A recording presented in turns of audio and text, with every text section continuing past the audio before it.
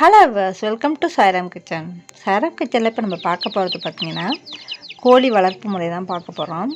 இந்த கோழி குஞ்சு வந்து ஃபஸ்ட்டு நாள்லேருந்து நம்ம எப்படி வளர்க்கலாம் அப்படிங்கிறது தான் இந்த வீடியோவில் பார்க்க போகிறோம்.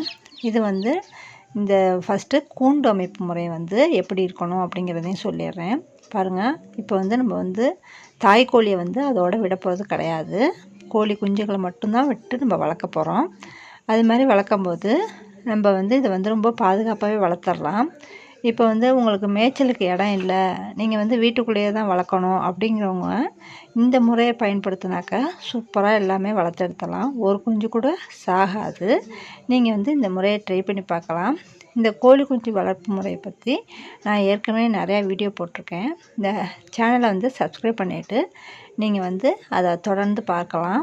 பாருங்கள், இப்போ வந்து இது வந்து டே 1 வந்து சிக்ஸு. இதுக்கு முதல்ல வந்து நம்மளுக்கு வந்து ஈரமே இருக்கக்கூடாது. ஈரம் இல்லாமல் நம்ம கோழி குஞ்சலை வளர்த்துட்டோம்னா நல்லாவே நம்ம வளர்த்துடலாம்.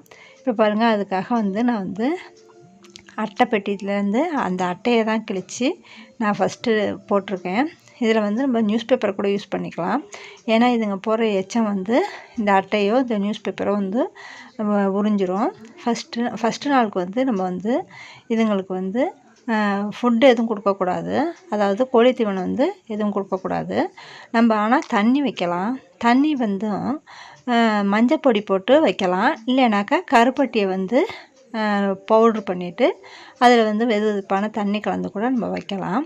அது மாதிரி வைக்கும்போது இந்த கோழி குஞ்சுங்க வந்து நல்லாவே இந்த தண்ணியை குடிச்சிக்கும். ஃபஸ்ட்டே வந்து நம்ம ஃபுட்டு வந்து வைக்கணும்னு தேவையில்லை. இப்போ பாருங்கள், நம்ம வந்து இதில் வந்து 40 கோழி குஞ்சு இருக்குது. 40 கோழி குஞ்சையும் ஒரே கூண்டில் தான் போட்டிருக்கேன்.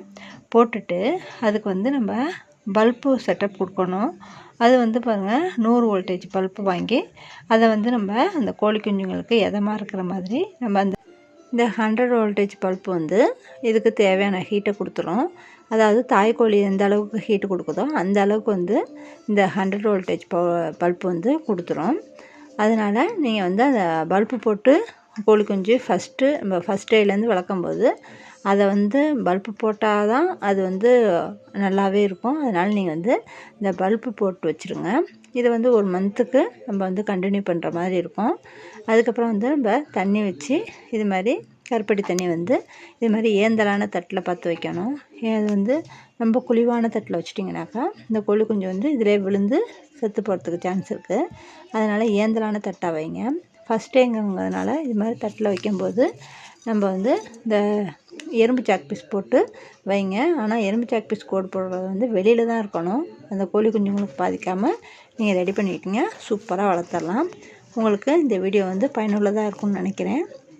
இதேமாரி செஞ்சு பாருங்கள். செஞ்சு பார்த்துட்டு எப்படி இருக்குங்கிறத கமெண்ட் பண்ணுங்கள். தேங்க்யூ.